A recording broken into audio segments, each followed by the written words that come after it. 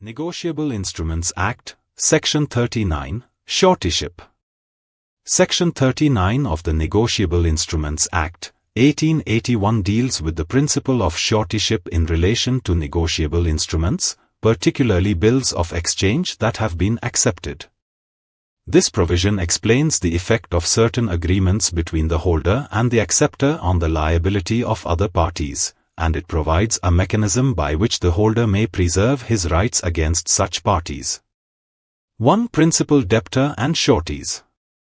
In the case of an accepted bill of exchange, the acceptor is regarded as the principal debtor, while the drawer and indusers are treated as sureties for the acceptor.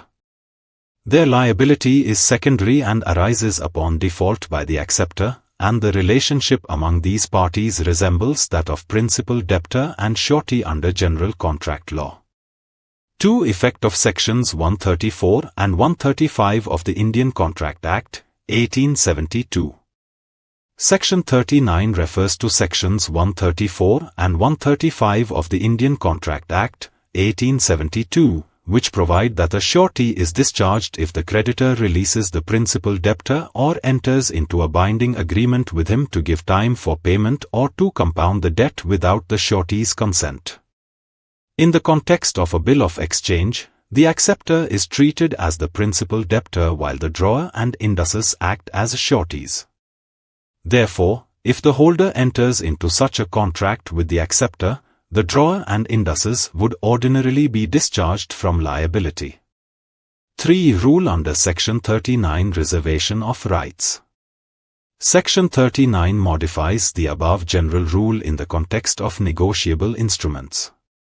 It provides that when the holder of an accepted bill enters into a contract with the acceptor which would otherwise discharge the other parties under the Contract Act, the holder may expressly reserve his right to proceed against those other parties.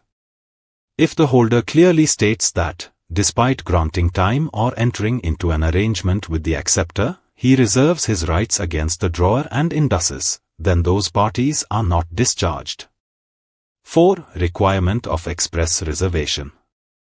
The key requirement under Section 39 is that the reservation of rights must be express and clearly indicate that the holder does not intend to release or discharge the other liable parties.